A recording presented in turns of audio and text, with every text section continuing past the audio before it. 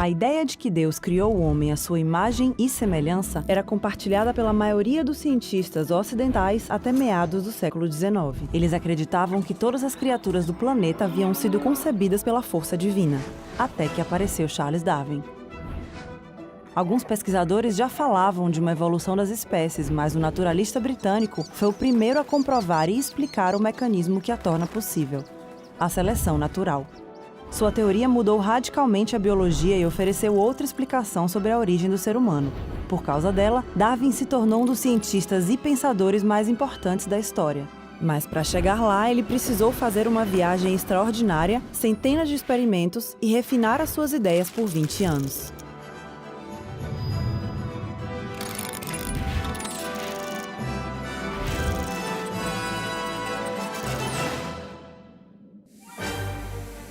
Em 1831, Darwin tinha 22 anos e estudava na Universidade de Cambridge, quando foi convidado como naturalista a uma grande expedição. A bordo do HMS Beagle, ele passou quase 5 anos percorrendo vários continentes, a começar pela América do Sul. De lá, ele voltou com dezenas de exemplares vivos, ilustrações e fósseis. Os fósseis deram a ele uma das primeiras pistas sobre a evolução. Por exemplo, ao ver os restos de um milodonte, um animal gigante parecido com a preguiça, ele deduziu que a semelhança não podia ser coincidência. Deveria haver um parentesco com a espécie atual. Quando passou pelas Ilhas Galápagos, Darwin observou espécies como as tartarugas gigantes que viviam em ilhas próximas, mas tinham características físicas únicas em cada ilha. Nas zonas úmidas, onde a vegetação era abundante, as tartarugas tinham um pescoço curto e uma carapaça em forma de cúpula.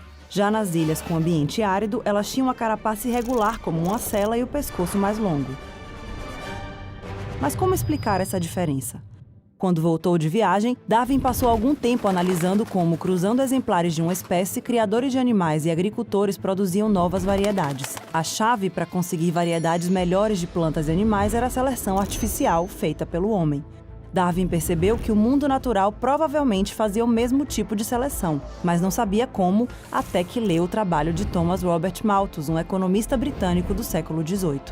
Em um ensaio sobre demografia, Malthus disse que com o crescimento da Europa, a população aumentaria muito mais do que os alimentos disponíveis. Isso provocaria uma luta pela sobrevivência. Essa ideia ajudou Darwin a explicar o esquema evolutivo. Na natureza, há uma luta pela sobrevivência, mas o que sobrevive não é necessariamente o mais forte, e sim o que melhor se adapta às condições do ambiente em que vive.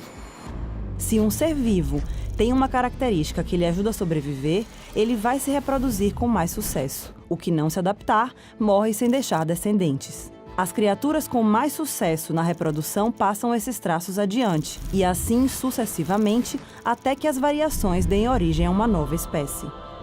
Por isso, as diferenças entre as tartarugas que Darwin viu nas Galápagos eram produto da evolução. No ambiente árido, as de pescoço longo alcançavam os arbustos para se alimentarem, enquanto as que viviam em local úmido podiam comer grama e se proteger dos predadores, graças ao pescoço curto e à carapaça arredondada.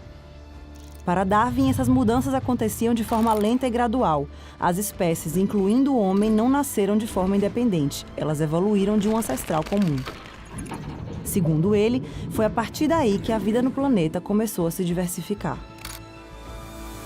20 anos depois de sua viagem no Beagle, Darwin tinha escrito milhares de páginas, mas não havia publicado nenhuma. Ele queria ter provas inquestionáveis, talvez porque soubesse o terremoto que suas ideias iriam causar. Foi então que ele recebeu uma carta de Alfred Russel Wallace, um admirador e colega naturalista que havia chegado à mesma conclusão. A evolução acontecia por seleção natural. Darwin temia que Wallace levasse o mérito pela teoria. Os dois naturalistas concordaram em apresentar uma carta conjunta explicando suas descobertas.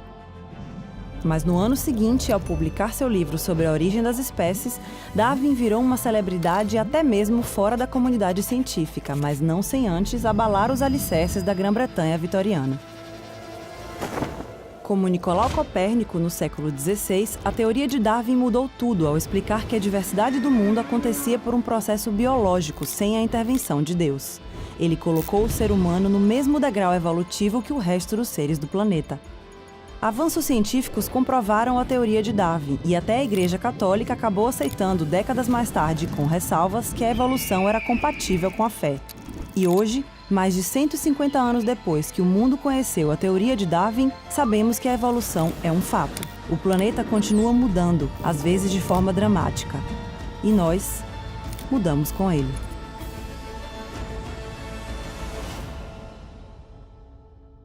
Oi pessoal, espero que vocês tenham gostado desse vídeo. Uma curiosidade, na passagem de Darwin pelo Brasil, ele levou, além de amostras de plantas, uma experiência no Carnaval de Salvador. Ele escreveu no seu diário que foi alvejado pelos foliões que jogavam balões de cera cheios d'água nele e nos seus colegas do navio HMS Beagle. Ele escreveu inclusive que foi difícil manter a dignidade com as roupas molhadas na rua, quem nunca, não é mesmo? Se inscrevam no nosso canal para ver esse e outros vídeos.